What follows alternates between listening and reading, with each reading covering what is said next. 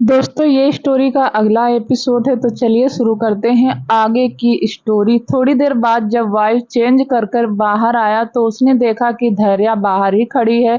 वह अपनी सीट पर बैठते हुए कहने लगा, क्या तुम्हें कुछ काम है? धैर्या हकलाते हुए कहने लगी, वह हमारा फोन कल यहाँ छूट गया था। बाहर करण सर ने कहा कि वह आपके पास है। वायु अपने लैपटॉप में देखते हुए कहने लगा, यह टेबल पर रखा है, ले लो। धैर्या टेबल के पास आई और कहने लगी, यहाँ कोई फोन नहीं है। वायु ने एक बॉक्स धैर्या की तरफ खिसका दिया।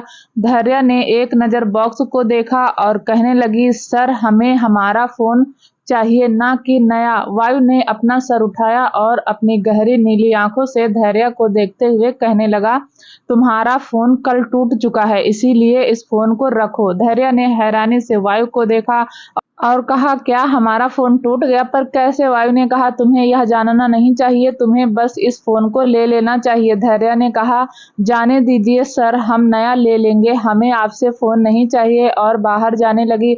वायु उठकर खड़ा हुआ और उस बॉक्स को उसके हाथ में रखते हुए कहने लगा, मैं तुमसे पूछ नहीं रहा हूँ, मैं तुम्हें बता रहा हूँ, अगर मुझे तुम्हारे पास ये फोन नहीं मिला तो याद रखना वायु राजवंश क्या है वह या तुम्हें जरूर बताएगा। धैर्या को वायु का व्यवहार आज कुछ अलग ही लग रहा था। उसने अपनी उलझी हुई आंखों से वायु को देखा, तभी उसके आंखों के सामने अचानक ही वीरा का चेहरा आ गया। वीरा का वह ठंडा व्यवहार बिल्कुल वायु जैसा ही था। यह सोचते ही उसके हाथ अचानक से कांपने लगे। वायु ने अभी भी उसका हाथ पकड़ के रखा था। जैसे ही उसे महसूस हुआ कि उसका हाथ कांप रहा है, उसने कहा, रिलैक्स, वह मुझसे टूटा था, इसीलिए मैं उसे कंपनसेट कर रहा हूँ, तो इसे ले लो। धैर्या अभी भी वह नहीं लेना चाहती थी, तभी उसकी नजर वायु की शर्ट पर गई। अब से उससे थोड़ी देर पहले हुआ इंसिडेंट याद आ गया। उसके गाल अचानक लाल हो गए। वायु ने जब उसे ऐसे देखा तो उसके होठों पर एक मुस्कुराहट आ गई। अब उसकी आवाज थोड़ी और सॉफ्ट हो गई थी। उसने कहा, तुम्हारी पुरानी सिम इसमें डाल दी गई है, तो तुम इसे ले जाओ। धैर्या बाहर आकर अपनी सोच में चले ही जा रही थी। जब लिफ्ट का दरवाजा बंद हुआ तभी वहां की दीवार के पीछे से कोई बाहर आया। वह निशा थी। उसने अपनी मुट्ठियां गुस्से में बंद कर ली और खुद से कहा, इसे क्या लगता है या करण के जरिए वायु सर तक पहुंच सकती है? मैं इसे छोड़ूंगी नहीं, अभी बताती हूँ। यह कहते हुए वह बेसमेंट में चली गई जहां पर लिफ्ट कंट्रोलर लगा था। उसने उसे बंद कर दिया, जिससे धैर्या की लिफ्ट 6 फ्लोर पर अटक गई। थोड़ी देर जब लिफ्ट नहीं चालू हुई तो धैर्या को बेचैनी होने लगी। उसने कई बार बटन दबाया और इमरजेंसी नंबर पर कॉल करने की कोशिश भी की, पर लिफ्ट में कुछ भी काम नहीं कर रहा था। करण और वायु अपने केबिन में ही थे। वायु अभी उस फाइल को देखने ही वाला था जो तेजस उसे देकर गया था, तभी वहां सिद्धार्थ भागते हुए आया और कहा, वायु सुन तेरी एंजल। सिद्धार्थ की इतनी बेचैनी भरी आवाज सुनकर वायु तुरंत खड़ा हुआ और कहने लगा, क्या हुआ है? सिद्धार्थ हाँफते हुए कहने लगा, वह लिफ्ट में, वहां लिफ्ट में। उसकी बात पूरी होने के पहले ही बाहर चला गया। उसने देखा कि लिफ्ट काम नहीं कर रही है। फिर उसने अपनी घड़ी की तरफ देखा। धैर्या को गए 1 घंटा हो गया था। वह लिफ्ट से नीचे जाने लगा। जैसे ही वह 6 फ्लोर पर पहुंचा, उसने देखा कि वहां लिफ्ट के पास ही लोग जमा थे। वह आगे बढ़ने लगा। अंदर धैर्या लिफ्ट के फ्लोर पर बेहोश पड़ी थी और सबसे उसे देख रहे थे, पर कोई भी उसकी मदद नहीं कर रहा था। तभी वहां एक गार्ड आया और कहने लगा, मैंने ऑन कर दिया है, किसी ने जानबूझकर स्विच को ऑफ कर दिया था। कुछ लोग बातें करने लगे, देखो अभी अभी कंपनी में आई है और कैसी मुसीबत में पड़ गई। तुम्हें क्या लगता है हमें इसकी मदद करनी चाहिए? एक लड़के ने कहा, जाने दो, वैसे भी हमें क्या लेना देना, मेडिकल टीम का कोई आएगा तो इसकी मदद कर देगा। वह लोग यह सब बातें कर ही रहे थे कि तभी उन्हें ऐसा लगा कि वहां ठंड बढ़ने लगी है। जैसे ही एक एम्प्लॉय पीछे मुड़ा, उसने डरते हुए कहा, वायु सर। उसने यह बहुत धीरे से कहा था, तब भी आसपास के सब लोगों ने सुन लिया था। और जैसे ही सब मुड़े, सबके पैर अपनी जगह जम गए, क्योंकि वायु उन्हें खा जाने वाली नजरों से देख रहा था। वह अपने तेज कदमों से आगे आया। सबका दिल उनके मुंह में ही आ गया था। वायु बहुत कम ही किसी से मिलता था, यहाँ तक कि उसकी मीटिंग्स और एम्प्लॉयज द्वारा दिए जाने वाला काम भी करण ही मैनेज करता था। वायु सीधे लिफ्ट में गया और धैर्या को गोदी में उठाकर अपने फ्लोर पर ले जाने लगा। जब तक लिफ्ट का दरवाजा बंद नहीं हुआ, सब उसी तरफ देखते रहे। किसी को विश्वास नहीं हो रहा था कि अभी यहाँ क्या हुआ है। तभी उनके कानों में एक आवाज आई, मैं आशा करता हूँ कि आप सब भूल जाएंगे कि अभी यहाँ क्या हुआ था। यह एक बहुत डरावनी और ठंडी आवाज थी जो सबकी रीढ़ की हड्डी कांपने पर मजबूर करने के लिए काफी थी। सबने पीछे मुड़कर देखा तो करण उन्हें गुस्से में घूर रहा था। करण ने आगे कहा, और जो आप लोगों ने आज उस एम्प्लॉय के साथ किया है उसके बारे में हम बाद में बात करेंगे। यह कहते हुए वह दूसरे लिफ्ट में चला गया। सिद्धार्थ जो कि उसके साथ ही चल रहा लिफ्ट में उसे मुंह बनाकर देखने लगा और कहा, यार सच में तुम ना बिल्कुल वायु के डुप्लीकेट हो, पर तुम्हारे पास कोई एंजल नहीं है। करण ने कुछ नहीं कहा, वह बस चुपचाप लिफ्ट के नंबर देख रहा था। जैसे ही वह लोग वायु के केबिन पर पहुंचे उन्होंने देखा कि केबिन के अंदर वाले कमरे में धैर्या बेड पर लेटी थी और वायु उसका हाथ पकड़कर बैठा हुआ था। वायु ने बिना पीछे मुड़े कहा, इसे चेक करो। सिद्धार्थ आगे आया और धैर्या की पल्स चेक करने लगा। उसने थोड़ा परेशान होते हुए कहा, इसकी पल्स बहुत धीरे चल रही है। फिर उसने करण से अपना बैग लाने को कहा और स्टेथोस्कोप पहनकर धैर्या की हार्ट बीट चेक करने लगा। जैसे जैसे वह धैर्या का चेकअप कर रहा था उसका चेहरा काला पड़ते जा रहा था। उसने धैर्या को 2 इंजेक्शन दिए और अपना बैग बंद करने लगा। जब वह धैर्या को इंजेक्शन दे रहा था तो वायु थोड़ा उदास दिख रहा था। उसे याद आ रहा था कि धैर्या इंजेक्शन से कैसे डरती है। उसने उसका इंजेक्शन वाला हाथ सहलाया और कहा, यह मेरी गलती है, मुझे ध्यान रखना चाहिए था। सिद्धार्थ ने अपना बैग करण को दिया और कहा, तू उसके पास हमेशा नहीं रह सकता, तो अपने आप को दोष मत दे। वायु ने धैर्या को ब्लैंकेट उठाया और बाहर आ गया। सिद्धार्थ केबिन से जा ही रहा था कि तभी वायु ने उसका हाथ पकड़कर रोक लिया। सिद्धार्थ बिना पीछे मुड़े अपनी आंखें बंद करके खड़ा हो गया। वायु ने कहा, क्या छुपा रहा है? सिद्धार्थ बिना पूछे मुड़े कहने लगा, मैं कुछ नहीं छुपा रहा हूं, मुझे हॉस्पिटल का कुछ काम है, इसलिए मुझे जाना पड़ेगा। सिद्धार्थ, वायु ने कहा, थोड़ा चिल्लाकर कहा था। एक पल के लिए तो सिद्धार्थ कांप उठा। उसने पीछे मुड़कर देखा तो वायु ने तभी सिद्धार्थ के चेहरे के भाव देख लिए थे। जब वह धैर्या का चेकअप कर रहा था वह समझ गया था कि जरूर कोई बड़ी बात है। तभी करण वहां आया और कहने लगा, सर एक प्रॉब्लम हो गई। वायु ने करण की तरफ देखा और पूछा, बात क्या है? करण बताने में थोड़ा हिचकिचा रहा था पर उसने हिम्मत करके कहा, सर मिस धैर्या का कोई रिलेटिव उन्हें लेने आया है। वायु ने आंखें छोटी करके करण को देखा और कहा, पर उसका तो कोई नहीं है ना? करण ने कहा, सर वह अपना नाम शिव कुमार बता रहे हैं। असल में थोड़ी देर पहले करण को फोन आया था कि रिसेप्शन पर कोई धैर्या के बारे में पूछ रहा है। उसका कहना है कि वह उसके परिवार से है और वह उसे ले जाना चाहता है। जब करण को पता चला कि वह कौन है तो वह तुरंत ही वायु को इस बारे में बताने आ गया था। सिद्धार्थ अपनी बड़ी बड़ी आंखें करके कहने लगा, क्या यह वही मैसेज वाला लड़का है? अरे बड़ी चिंता दिखती है, मतलब दर्द इसे हो रहा है। और पता उसे वहां चल गया था। तभी उसने देखा कि करण उसे इशारे में कुछ ना बोलने के लिए कह रहा है। अचानक से सिद्धार्थ को याद आया कि वायु अभी भी उसके साथ है। उसने मन में कहा, हे भगवान, तूने मेरी जुबान इतनी फिसलने वाली क्यों बनाई है? अब जल्दी से बात बदलनी पड़ेगी। अरे हाँ करण, तुम उसे लेकर तो नहीं आए? करण थोड़ा परेशान होते हुए कहने लगा, सर मैंने बहुत कोशिश की पर वह सुनना ही नहीं चाहते, वह बाहर ही खड़े हैं। वायु तुरंत बाहर चला गया। उसने देखा येलो कलर की शर्ट और ब्लैक पैंट के साथ चश्मा लगाकर एक आदमी वहां खड़ा हुआ था। वह एक शरीफ इंसान दिख रहा था पर जिस तरह वह खड़ा था वायु को उस पर शक हो रहा था। उसके आसपास हमेशा बॉडीगार्ड रहते थे, इसीलिए उन्हें उनके खड़े रहने का और उनके पोस्चर उसे अच्छे से पता थे। तभी शिव आगे आया और कहने लगा, सर गुड आफ्टरनून, मैं धैर्या जी को लेने आया हूँ। वायु ने उसे घूर कर देखा और कहा, आप उन्हें कैसे जानते हैं? शिव ने कॉन्फिडेंस के साथ कहा, वह मेरी नेबर हैं। वायु ने आंखें चढ़ाई और कहा, नेबर के लिए इतनी चिंता? शिव ने सीधे वायु की तरफ देखा और कहा, वह एक अच्छी इंसान है और मुझे उनकी चिंता है। क्या आप मुझे उन्हें ले जाने देंगे? करण और सिद्धार्थ हैरानी से नजारा देख रहे थे। आज तक किसी की हिम्मत नहीं हुई थी कि वायु से ऐसे बात करे और यह इंसान ऐसे बात कर रहा है जैसे वायु सब्जी वाला हो। शिव सिर्फ वीरा और रावी के आर्डर ही मानता था। उसे कोई फर्क नहीं पड़ता था कि सामने कौन है। अगर उसकी मैम ने उसे कुछ करने को कहा है तो वह किसी भी कीमत पर करेगा। और अभी उसकी मैम चाहती हैं कि उनकी मम्मी उसके साथ हो और वह उसे यहाँ से ले जाकर रहेगा। तभी वायु ने कहा, अगर मैं ना कह दूं तो? शिव ने एक नजर वायु को देखा और कहा, आप ऐसा नहीं कर सकते। वायु उसकी आंखों में देखते हुए कहा, मैं ऐसा कर सकता हूं। और करण को उसे बाहर भेजने को कह दिया। फिर वापस कमरे की तरफ बढ़ गया। तभी उसे पीछे से कुछ गिरने की आवाज आई। उसने देखा करण जमीन पर पड़ा था।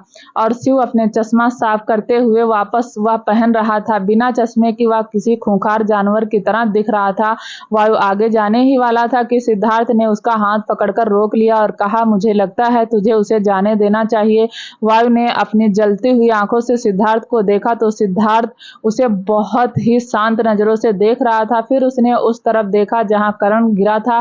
करण एक प्रोफेशनल फाइटर था जो किसी भी इंसान से लड़ सकता था, पर वह अभी चश्मे वाले लड़के से हार गया। यह सोचते हुए सिद्धार्थ का मुंह बन गया था। शिव ने किसी की तरफ नहीं देखा और कमरे में जाकर धैर्या को गोदी में उठा लिया और बिना किसी की तरफ देखे बाहर चला गया। वायु ने इस समय अपनी मुट्ठियां कसके भींच रखी थी। शिव नीचे आया और धैर्या को कार की बैक सीट पर लिटाया और आगे बैठकर कहने लगा, मैम कहाँ जाना है? वीरा जो धैर्या का सिर अपनी गोद में लेकर बैठी थी उसने कहा, घर चलो। शिव ने गाड़ी अपार्टमेंट की तरफ मोड़ दी। थोड़ी देर बाद धैर्या के कमरे में दो डॉक्टर कमरे में धैर्या का चेकअप कर रहे थे। उनका चेहरा गंभीर था। उन्होंने शिव से कहा, मैंने आपको पहले ही बताया था कि इनका खास ख्याल रखने की जरूरत है। आप लोग ऐसी लापरवाही कैसे कर सकते हैं? वीरा जो कि चुपचाप एक तरफ खड़ी थी उसने कहा, सीधे बात बताइए, आपका गुस्सा करने से कुछ नहीं होगा। डॉक्टर ने एक लंबी सांस ली और कहा, काफी देर तक किसी जगह बंद रहने के कारण इसकी हेल्थ पर असर हुआ है और अब परेशानी पहले से ज्यादा हो गई है। ये कहते वक्त डॉक्टर थोड़ा उदास था। उसने आगे कहा, पर किसी ने शायद कोई बहुत अच्छी दवा दी है जिससे इनकी हालत बिगड़ने से बच गई। मेरी माने तो आप उस इंसान से ही इनका इलाज कराएं। ये कहते हुए वो वहां से चले गए। रावी कब से धैर्या के पास बैठकर रो रही थी। तभी वीरा ने उसके हाथ पर हाथ रखा और कहा, वो ठीक हो जाएगी। रावी ने वीरा की तरफ देखा और उसे गले लगाकर वापस रोने लग गई। वीरा धीरे से उसका सिर सहला रही थी। उसकी आंखें भी इस समय थोड़ा नम थी, पर उसने अपने आंसू बहने नहीं दिए थे। अगर वो रोती वह अपनी इस मासूम बहन और माँ को कैसे संभालती? उसके लिए खुद को कठोर रखना जरूरी था। थोड़ी देर बाद वह धैर्या और रावी को कमरे में छोड़कर बाहर आ गए। उसने शिव से कहा, बताओ। शिव ने कहा, मैम वो वही डॉक्टर है जिसे हम ढूंढ रहे थे और उसने ही मैम को इंजेक्शन दिए।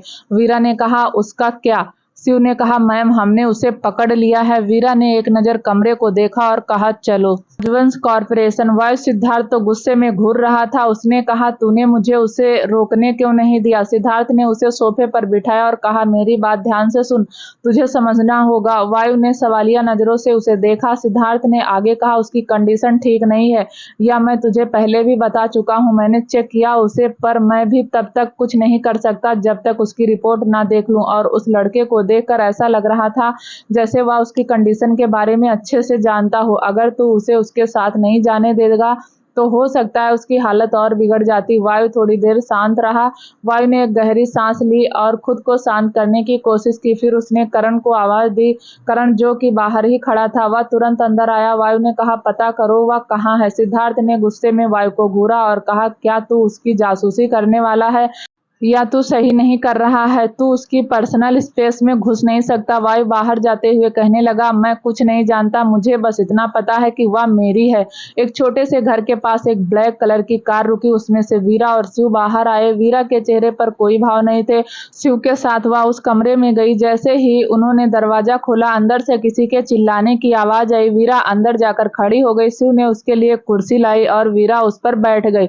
सामने एक लड़की बंधी थी जिसके मुंह को काले कपड़े से ढककर रखा गया था। वीरा ने शिव को कुछ इशारा किया, फिर वह कपड़ा उसके चेहरे से हटा दिया गया। डिम लाइट में वह लड़की वीरा का चेहरा नहीं देख पा रही थी। वीरा की नजरें अपने हाथ में रखी एक फाइल पर थी। वह लड़की चिल्लाते हुए कहने लगी, छोड़ो मुझे, जाने दो, तुम्हारी हिम्मत कैसे हुई यहाँ बंद करने की? तभी उसके कानों में वीरा की आवाज आई, Sheetal Joshi school teacher, Manoj Joshi retire officer, आज जोशी एक 13 साल का लड़का। तुम्हारी फैमिली काफी इंटरेस्टिंग है। अपने परिवार वालों का नाम किसी बच्चे के मुंह से सुनकर निशा दंग रह गई थी। उसने कहा, तुम कौन हो और मेरी फैमिली के बारे में कैसे जानती हो? वीरा की नजर अब भी उस फाइल में ही थी। उसने कहा, मैं वह हूँ जिससे किसी अपने को तुमने हर्ट किया है और मैं सोच रही हूँ कि तुम्हें भी पता चलना चाहिए जब किसी अपने को चोट लगती है तो कैसा लगता है। वीरा की ठंडी आवाज और छोटे से कमरे में गूंज रही थी। निशा को विश्वास नहीं हो रहा था कि छोटी सी बच्ची की आवाज सुनकर उसके हाथ कांप रहे हैं। उसने खुद को मजबूत किया और कहा, तुम बच्ची, यह कोई मजाक नहीं चल रहा है, मुझे जाने दो यहाँ से।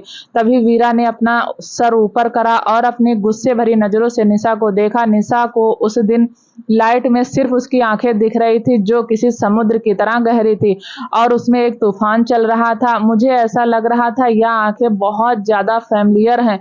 उसने कहा, मैंने तुम्हारे किसी भी अपने को हर्ट किया है और तुम खुद को समझती क्या हो? बच्ची बनकर रहो। पता नहीं माँ बाप ने क्या सिखा दिया है। जैसे ही निशा ने यह शब्द कहे अचानक ही कमरे का माहौल ठंडा होने लगा। ऐसा लग रहा था वहां काला धुआं भरता जा रहा है और उस धुएं को चीरते हुए वीरा की आवाज, तुमने धैर्य साहू को परेशान किया। यह नाम सुनते ही निशा का चेहरा गुस्से से लाल हो गया। उसने कहा, फिर से यही लड़की, आखिर यह मेरा पीछा क्यों नहीं छोड़ देती? वीरा ने पीछे शिव को देखा। शिव आगे आया और निशा को उसके बालों से पकड़कर उसका चेहरा ऊपर कर दिया। निशा दर्द में चिल्लाने लगी। वीरा ने कहा, तुम्हें उन्हें लिफ्ट में बंद किया, तुम्हारी वजह से आज उनकी तबीयत खराब है। वीरा कुछ भी बर्दाश्त कर सकती है पर अपनी मम्मी और अपनी बहन पर एक खरोंच भी नहीं। तुम कीमत चुकाओगी। यह कहते हुए वह बाहर आ गई। शिव ने निशा के बाल छोड़े और वह भी बाहर आ गया। निशा सदमे में खुद से कहने लगी, इसने अभी क्या कहा था? यह धैर्य की बेटी है, ऐसा कैसे हो सकता? उसे देखकर नहीं लगता कि उसकी बेटी होगी और उसकी हरकतें देखकर भी नहीं लगता कि यह उसकी बेटी है। बाहर वीरा डूबते हुए सूरज को देख रही थी। उसके चेहरे पर एक निराशा थी। उसने बिना पीछे मुड़े फिर से कहा, उसे तब तक यहाँ रखो जब तक वह यहाँ से किसी दूसरे शहर में जाने को राजी ना हो। उसके घर पर एक मैसेज छोड़ो कि वह कहीं बाहर गई है और याद रखना, उसे ना छोड़ने का मतलब यह नहीं कि उसे सजा नहीं मिलेगी। उसने मेरी मम्मी को हर्ट किया है। पीछे ही खड़ा था और उसने सहमत में हाँ कह दिया। भले ही वह वीरा का चेहरा नहीं देख पा रहा था पर जो ऑरा हमेशा वह उसके पास से महसूस करता था वह इस समय उसे फीका लग रहा था। वह जानता था कि वीरा रावी और धैर्य को प्रोटेक्ट करने के लिए कुछ भी कर सकती है। वह हिम्मत करके वीरा के सामने आया और अपने घुटनों के बल बैठ गया। वीरा ने अपनी शांत आंखों से उसे देखा। शिव ने अपनी आंखें बंद की और धीरे से वीरा को गले लगा लिया। वीरा मूर्ति की तरह जम गई। कुछ ही पलों बाद उसने कस के शिव की शर्ट पकड़ ली और उसकी आंखों से आंसू बहने लगे। उसने अपने मुंह से एक आवाज नहीं निकाली, बस अपने आंखों से आंसू को बहने दिया। शिव की आंखें भी नम हो चुकी थी।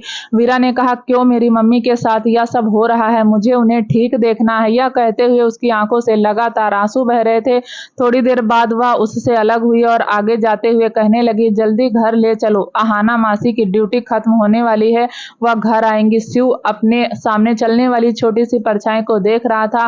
फिर उसने अपनी शर्ट की तरफ देखा जो वीरा के आंसू से गीली हो गई थी। उसने एक गहरी सांस ली और कार में बैठकर उसे आगे बढ़ा दिया।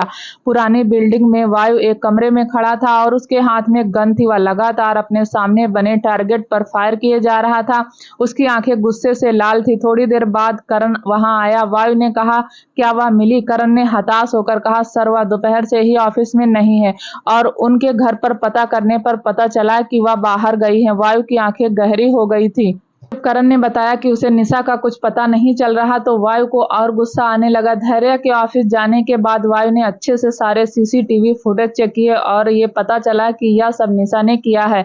वह उसे ढूंढकर उसे मार डालना चाहता था पर वह मिल नहीं रही थी। वायु सोफे पर बैठा और कहने लगा, क्या वह तुम्हें ऑफिस से जाती हुई दिखी? करण ने कहा, वह काफी जल्दी में निकली थी, शायद किसी परेशानी में थी, पर एक जगह जाकर हमें कोई और फुटेज नहीं मिली, जैसे किसी ने वह मिटा दी हो। ना ही हम उसका फोन ट्रैक कर पा रहे हैं। वायु की आंखें अचानक गहरी हो गई। उसके दिमाग में अचानक ही शिव का ख्याल आ गया।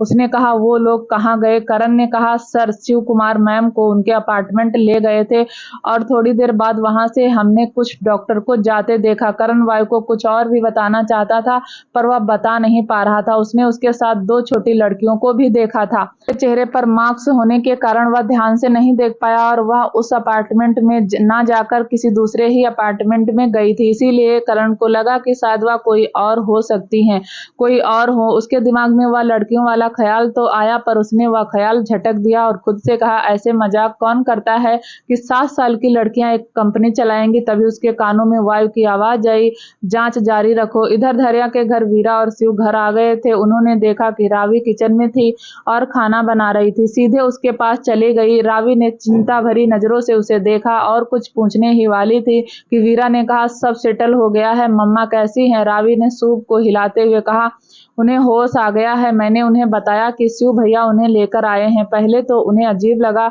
पर मैंने जैसे तैसे उन्हें समझा दिया। वीरा ने एक लंबी सांस ली और अपनी मम्मी की कमरे में चली गई। शिव अभी भी रावी को देख रहा था। रावी ने शिव को एक मुस्कान दी और कहा, आप मेरे हाथ का खाना खाएंगे? शिव थोड़ा सकपका गया। वो ये सब देखकर हैरान था कि उसकी मैडम को खाना बनाना भी आता है और अब वह उसे खाने को पूछ रही है। उसने ना समझी में हाँ में गर्दन हिला दी। रावी ने कहा, ठीक है, थोड़ी देर में खाना लग जाएगा। तभी घर की डोरबेल बजी। शिव ने जाकर दरवाजा खोला। बाहर अहाना खड़ी थी, जो शिव को घूर कर देख रही थी। उसने कहा, तुम कौन हो? यह कहते हुए वह अंदर आ गई। शिव अहाना को जानता था, पर उसे यह समझ नहीं आ रहा था कि वह यहाँ क्या कर रही है। उसने कहा, मैं धैर्या जी का पड़ोसी हूँ। अहाना आगे कुछ पूछती इससे पहले ही वीरा धैर्या के कमरे से बाहर आते हुए कहने लगी, मम्मा ऑफिस में बेहोश हो गई थी या उन्हें वहां से लेकर आए हैं। वीरा की बात सुनते ही अहाना ने अपनी सैंडल उतारी और दौड़कर धैर्या के कमरे में चली गई। थोड़ी देर बाद सब डाइनिंग टेबल पर बैठे थे और खाना खा रहे थे। धैर्या मुंह बनाकर रावी और वीरा को देख रही थी। उसने कहा, हमें यह दलिया नहीं खाना और ना ही यह सूप पीना है। आप सब इतना अच्छा खाना खा रहे हैं और हमें यह दिया जा रहा है। वीरा ने घूर कर अपनी मम्मी को देखा और कहा, डॉक्टर ने कहा है कि आपको कमजोरी है और आपको यही खाना होगा। धैर्या ने लाचारी से अपनी प्लेट देखी और कहा, कमजोरी है तो हमें घी खिलाना चाहिए, रबड़ी खिलानी चाहिए और आप लोग हमें यह खिला रही हैं। अहाना अपना मुंह दबाकर हंस रही थी। उसने धीरे से धैर्या के कान में कहा, मुझे सच में बताओ, क्या तुम इनकी माँ हो? क्योंकि तुम्हारी हरकतों से तो ऐसा लगता है कि तुम इनकी बेटी हो।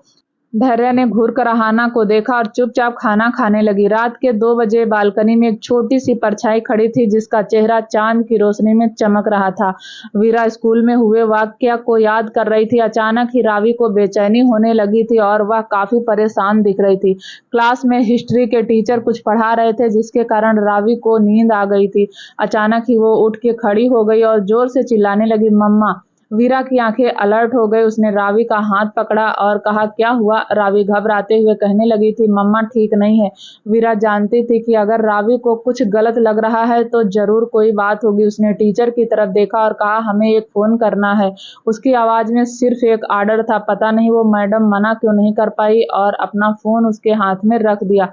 जब तक उस टीचर को होश आया तब तक वीरा किसी को फोन लगा चुकी थी। उन्होंने सुना वीरा ने किसी से कहा, यहाँ आओ, और फोन काटकर टीचर को वापस दे दिया। टीचर ने वीरा की तरफ देखा और सोचा, क्या इसे यही कहना था? थोड़ी देर में वहां शिव आया, जिसके साथ प्रिंसिपल भी था। वीरा और रावी उठकर बाहर जाने लगी। शिव उनके पीछे ही था। उसने प्रिंसिपल से कहा, सर हम आपको कल एक प्रॉपर एक्सप्लेन देंगे। ये कहकर वो चला गया। कार में रावी परेशान होते हुए कहने लगी, शिव भैया मम्मा के ऑफिस चलो। शिव ने तुरंत कार उस तरफ मोड़ दी। कुछ समय बाद वो उस बिल्डिंग के बाहर खड़े थे। वीरा ध्यान से उधर देख रही थी। उसने शिव से कहा, अंदर जाओ और हर हाल में मेरी मम्मा को लाओ, ये मेरा आर्डर है। आर्डर वर्ड सुनते ही उसकी पीठ सीधी हो गई, उसकी आंखें खतरनाक दिखने लगी और वो बाहर चला गया। अंदर आकर उसने कुछ लोगों को बातें करते हुए सुना कि धैर्या लिफ्ट में बेहोश हो गई है।